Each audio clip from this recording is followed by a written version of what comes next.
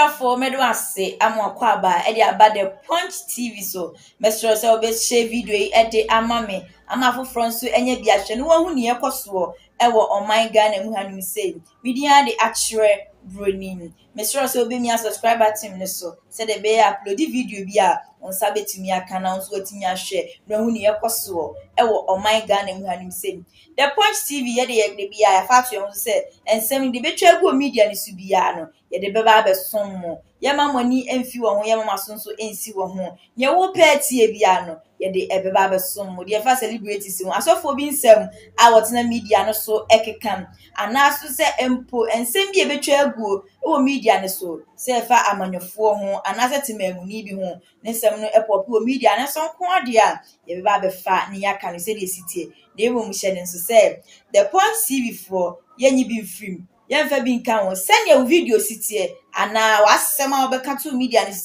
that will reverberate in every home and corner of our country and across the globe, demonstrating that Ghana has once again gotten back on track. Let me give you 5 good and solid reasons why we shall reset Ghana and turn the tide. 1 is experience. Unlike any other candidate, I've navigated Ghana through tough economic waters before. My presidency was marked by significant infrastructure development, building economic buffers for inclusive growth while ensuring macroeconomic stability. I understand the intricacies of national crisis management and possess the proven experience to reset Ghana from the economic challenges that we face today. The second point is visionary leadership for economic revival. My vision for Ghana is rooted in sustainable development. I'll focus on revitalizing our economy for job creation through industrialization, enhancing agriculture, and ensuring the efficient use of our natural resources. My administration will introduce cross-cutting, innovative policies that are inclusive, growth-oriented, and capable of restoring hope back to our youth. And the third point is commitment to job creation. Recognizing that our youth are the backbone of this nation, my government will prioritize and create decent, well-paying, and sustainable jobs by fostering a conducive environment for entrepreneurship and innovation. The government and the private sector will not only tackle unemployment, but also inspire a generation of change makers and problem solvers. And the fourth point is championing social justice and equality. I wholeheartedly believe in a Ghana where every citizen, regardless of their background or gender, has equal opportunities to thrive. Under my leadership, social interventions and educational reforms will be strengthened. The vulnerable in our society will be protected and given the opportunity to change their circumstances. And let me add that gender equality will be a cardinal feature of the Mahama, Jenano, Pokwajima, and Flagstaff House. Would lead an administration that promotes gender inclusivity in every government policy.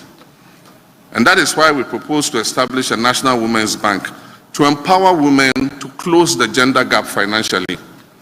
1 million women will benefit from the Women's Bank to finance their small and medium-scale businesses. And the fifth point is a call to national unity. Ghana's strength lies in its diversity. The polarization and partisan politics that have characterized the current administration's tenure should have no place in Ghana. As President, I'll foster a spirit of national cohesion, encouraging all Ghanaians to contribute towards nation building regardless of their political, religious, or ethnic affiliation. To the youth of Ghana, I say, I understand your frustration and your disillusionment. Many of you are feeling very frustrated.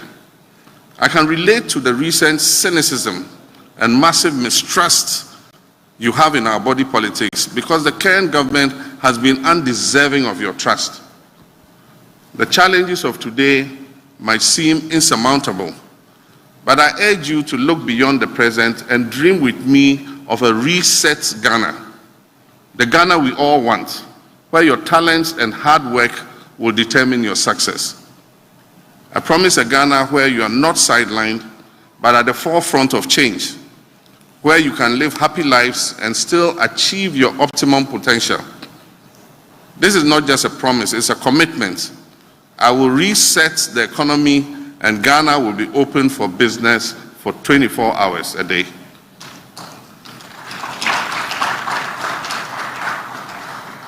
Leadership is about vision, and the 24-hour economy is the vision to create decent and well-paying jobs. When I talk about a 24-hour economy, we need to understand the underlying vision behind that policy. The 24-hour economy is the means to an end, and the end is putting Ghana on a solid foundation for accelerated growth and development. We need to attain the growth rhythm that will turn our country into a developed economy and eliminate the abject levels of poverty we are witnessing today. An economy that will manufacture many of its needs, including food and beverages, drugs, clothing, and more, such that we can address the exchange rate volatilities due to needless imports. The world is moving very fast. We need to keep up with this new rhythm.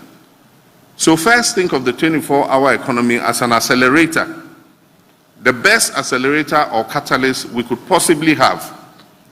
A 24-hour economy will increase the production and distribution of goods and services and accelerate the economic exchanges between people and companies. And with that, we will start growing at an unprecedented pace while providing decent jobs for our young people. As I've said, leadership is about vision, and I stand by it. But leadership is also about caring. It's about giving people genuine, solid hope. And this is what the 24-hour economy is really about. And let me explain further. The 24-hour economy is a solid way to replace imports with homegrown production of goods, and thus create a solid base for a vibrant Ghanaian industry. In many instances, we don't import goods because they are better than what we produce. We import them because nobody produces them here in Ghana in the first place, or because our local production is insufficient. Therefore, the stimulus packages for companies wanting to participate in the 24-hour economy will convince businesses, and I'm sure of it, to start producing import substitutes. And do you know why? Because the market for such products already exists. If the market did not exist, we will not be importing to satisfy demand. And so through the 24-hour economy, businesses will be incentivized to start producing for this market. It is the simplest way to start growing sustainably. And when this begins to happen, imagine the number of new jobs that will be created.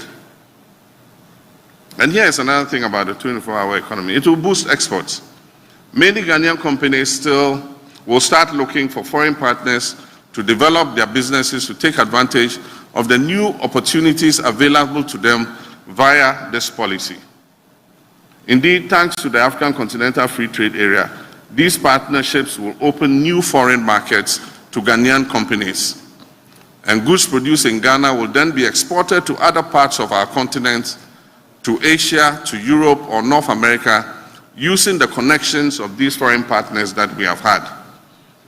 And as I've said before, I will personally chair an accelerated exports development program that will identify and promote exports in the manufacturing, agricultural products, textiles, food and beverages, pharmaceuticals, and the extractive sectors.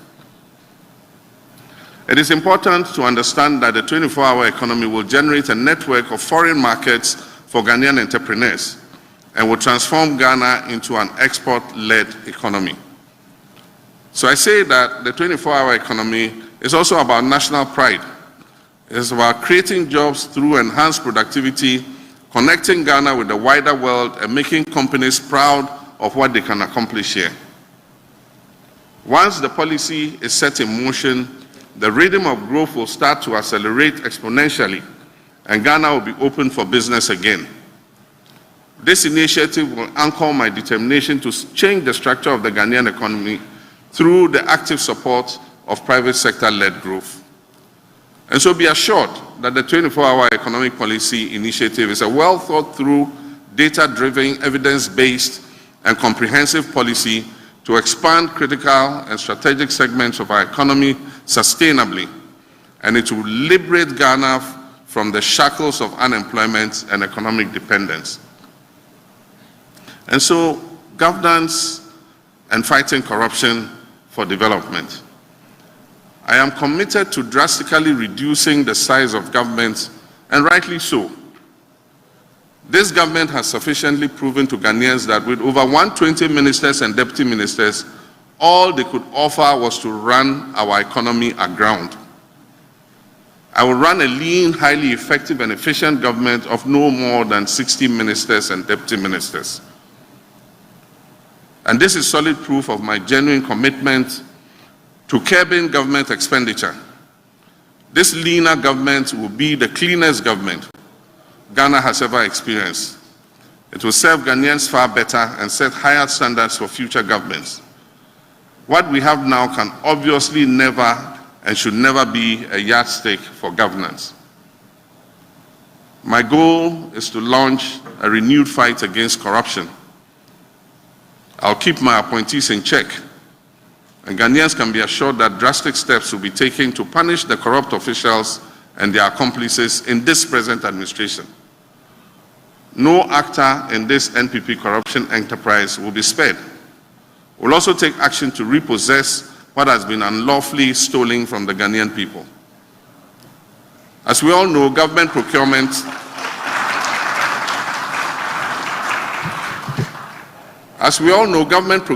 is a significant source of corruption, and no economy can sustain inclusive and equitable social and economic well-being with a penchant for public service holders to be self-serving and corrupt, as is currently the case. The use of public finances will always be compliant with our national laws, transparent, justified by contemporary value for money tests, and solely in the interest of the broader citizens. If we want to eliminate corruption, we must increase accountability in government procurement processes. And accountability gives power back to the people. God willing, as the incoming president and leader, I assure the people of Ghana that the NDC is fully committed to accountability. And this is why one of our key policies will be to set up an independent value for money office to scrutinize all government procurements above $5 million threshold, or as shall be recommended by Parliament. Transparency and accountability are the keys to fighting corruption, and we'll fight corruption by creating an office that will dynamically scrutinize all government procurements, coupled with a lean government of no more than 60 ministers and deputies. And I guarantee you that we will come out victorious in this fight against corruption. Developing the agriculture and agribusiness sector with specialized zones in all regions with support from the Farmer Service Centers and Exim Bank. Ladies and gentlemen, some people say agriculture belongs to poor people, but I say agriculture can generate significant wealth and employment. We live in a world crippled by the ever-increasing effects of climate change. And in this uncertain and sometimes volatile world, food security becomes a strategic issue. To put it simply, we cannot even begin to think about transforming Ghana if we don't put the right focus on agriculture. We cannot be successful in anything we do if we do not first put food on the table at an affordable cost for our people. Agriculture is the cornerstone of growth. Ignoring it is like trying to build a house without a foundation. The slightest storm will bring that house down. Without reliable access to affordable and nutritious food in sufficient quantity, growth and development are impossible. So I don't look at agriculture as an occupation for the poor. I look at it as the very basis of our future. The simplest way to achieve food security is to produce food locally. If you produce food locally, you are not dependent on imports. And so you can still feed the people even if international distribution chains are broken. We won't have to go to other countries begging for grain if we get things right.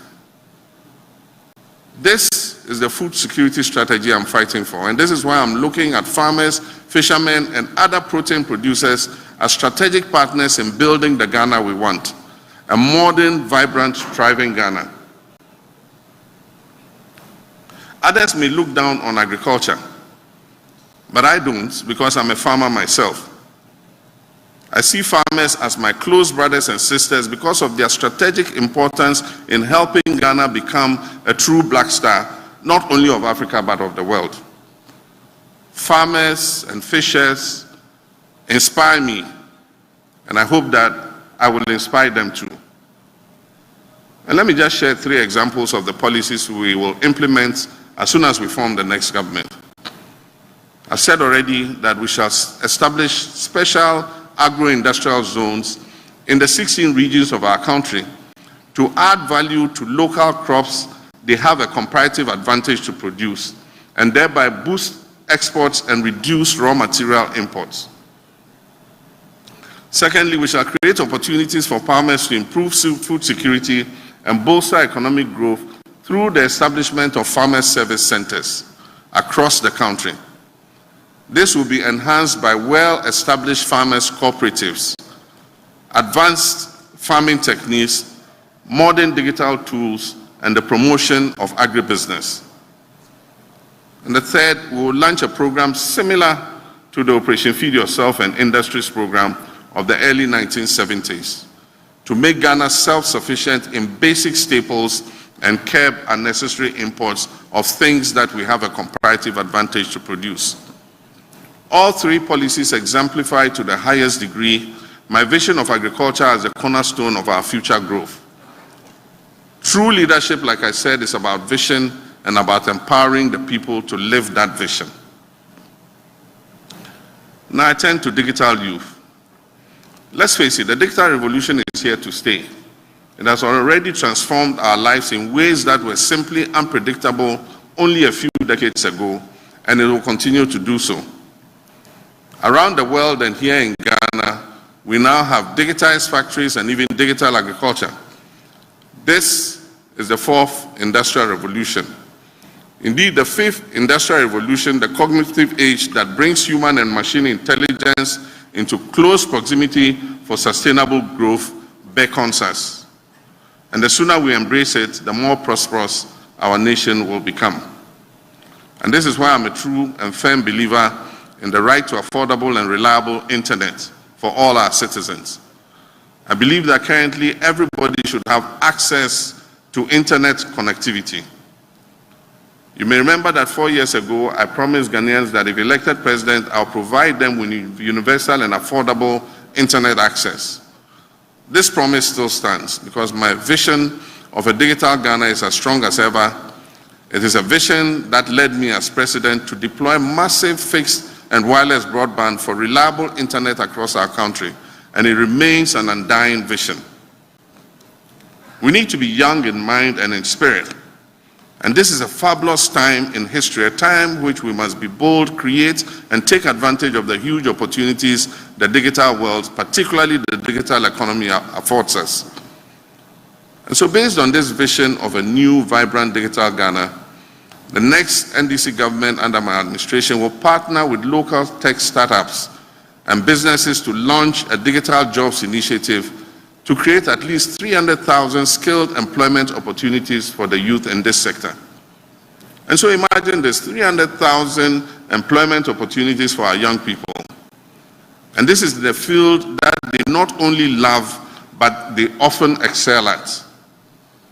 I look at my children, my nieces and my nephews, and I'm amazed at their digital skills, as I'm sure many parents in Ghana are. So I'm telling you, like I tell everybody else, let these kids thrive. They are our future, so let them build this future. It will be glorious, I promise you. All they need from us is our support and understanding. And I promise all of them my full support and my wholehearted understanding. My dearest young Ghanaians, I stand by you 100% and I always will. When we talk about the digital revolution, we also need to talk about the digital divide, about those who are being left behind. On my watch, I'll do whatever it takes to provide universal access and bridge the digital divide in this country. We must close that digital gap. The NDC promised you this, and it was in our 2020 manifesto, that we shall train 1 million coding professionals in demand of digital skills for growth, business process outsourcing, and knowledge process outsourcing ecosystems, ensuring that no one is left behind in this digital revolution. 1 million coders. I mean, just think about it. And I believe we can do it. And this is our plan. It is our pledge to you. And no Ghanaian will be left behind in this digital revolution. Let me also assure the sports fraternity that we shall develop our stadium infrastructure for track and field sports. We'll fix the deteriorating football pitches and pay stipends to footballers in the Premier League like we promised in 2020. What we call the lesser known sports shall also receive equitable attention like we give soccer. And I have good news for the creative industry. Our overarching policy for the industry shall be the Black Star experience. And this will be geared towards boosting the tourism and creative arts sector. It will include the Pan-African Month, the Ghana Film Festival and Awards Month, the Ghanaian Heritage and History Month, the Fashion and Food Month, and the Diasporan Month. Additionally, we'll rehabilitate all our regional centers of national culture and make them available to the creative industry. We'll also support aging artists many of whom currently live in poverty. My colleagues, ladies and gentlemen, together we shall overcome. Together we shall reset the narrative and restore Ghana to its rightful place among the Community of Nations. The time for change has come. The time to change this non-performing, corrupt government is now. Let us seize this moment to build the Ghana we want together for a brighter future for our children and for generations yet to come. May God bless our homeland, Ghana. And I'd like to stop here and invite you to ask your questions so that we can continue the conversation about the many other issues I have left out for now. I thank you very much for your kind attention. And thank you, Your Excellency, for that insightful speech. And thank you for doing this at this time, at a time when duty bearers are refusing to engage the media like this.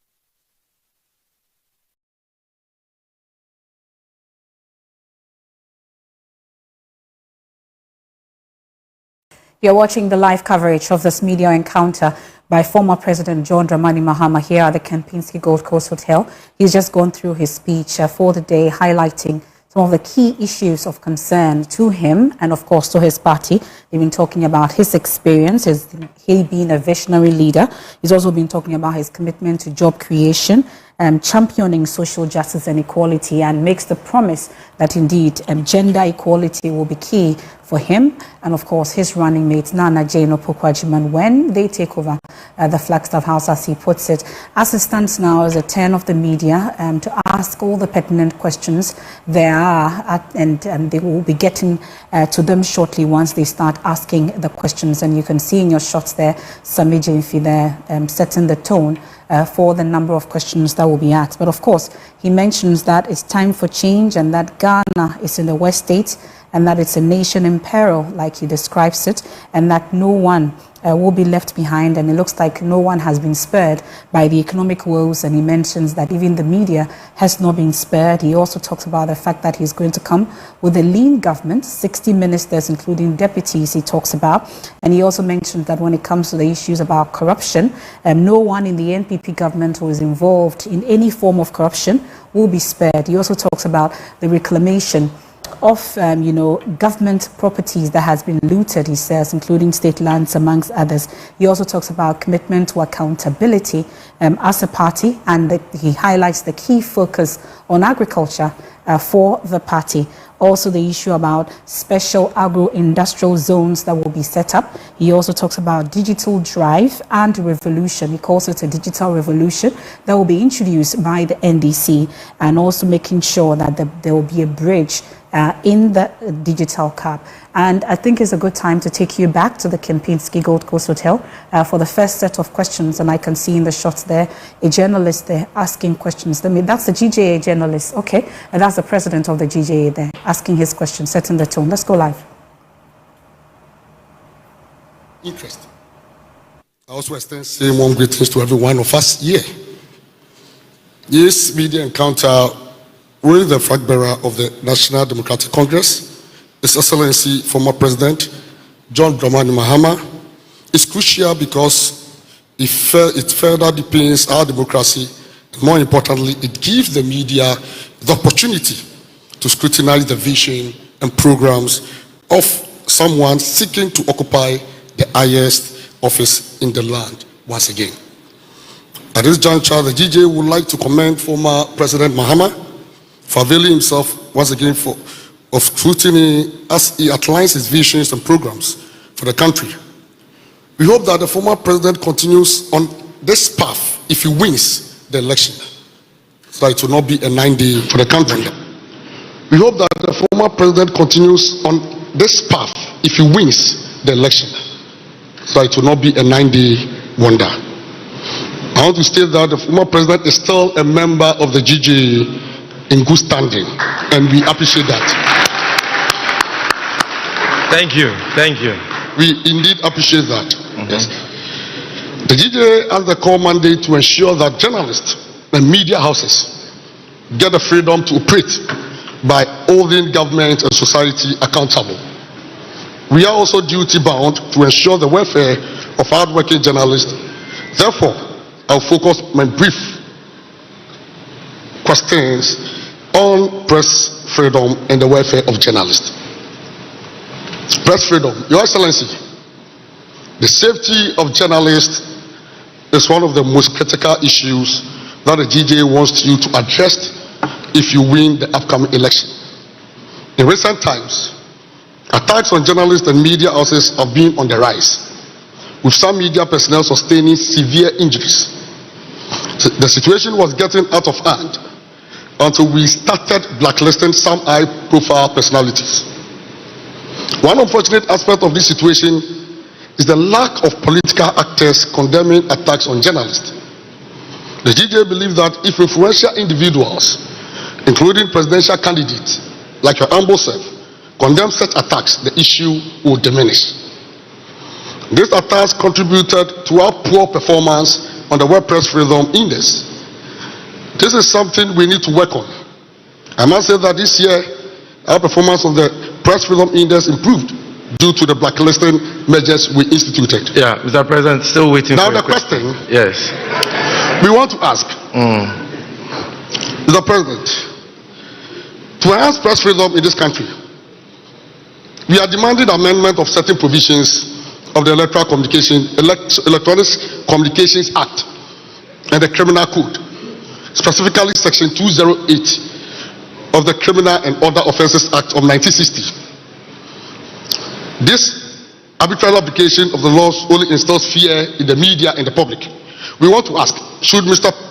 Mahama ascend to the presidency, what steps will he take to amend these objectionable laws? I want to state that even though these laws were not meant for journalists, we've ended up being the target, and many of our colleagues have suffered under them. This is certainly a step backward, especially after the repeal of the Criminal Libel Act 20 years ago. Now, Mr. President, or former President, it is widely known, Mr. Former President, that the salaries of journalists, particularly those in the state-owned media, are significantly low. It is sad to know that this issue of poor salaries for journalists has contributed to a low ranking on the Press Freedom Index. If the NDC flag bearer becomes president, what will his government do about the low salaries of journalists working in especially the Thank you very much, Mr. President, for these brilliant questions. Yes, I will take the next question from, I see Simon of Accra Times. Yes, can you bring the microphone here? Yes. Oh, thank you. Is it on? Hello. Thank you for this opportunity. Your Excellency, as you are aware that the depreciation of the cedi is affecting businesses in this country. Please, I would like to know from you, how are you going to stabilize the exchange rate? Thank you very much. Thank you very much. Next question. I will go here. Komala Kluche. Middle lane, Komala Kluche. Please kindly speak into the mic. Komala Kluche is my name. I work at Media General.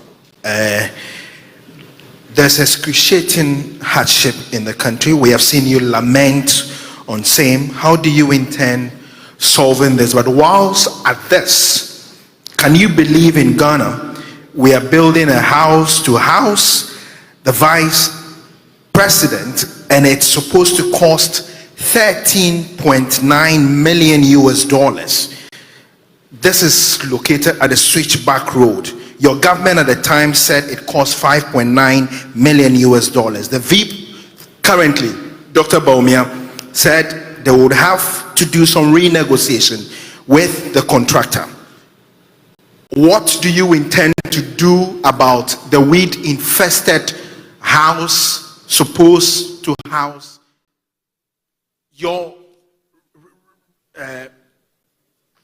VIP house supposed to house your VIP, so to speak?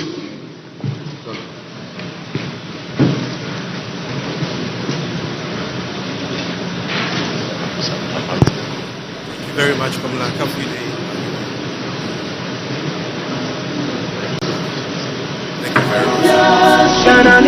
Thank you very much, Komala Kafwide. I'll give you the. Okay. Thank you very much. I've seen you, so relax. Yeah, Kafwide, GTV. Mr. President, if you watch GTV tomorrow morning, you will see a bottle of orange water on my desk. It's not juice. It's from the river. I personally fetch that water. Galamsey is ravaging our environment, it's polluting our waters, it's destroying the farms. You were talking about agriculture and the fact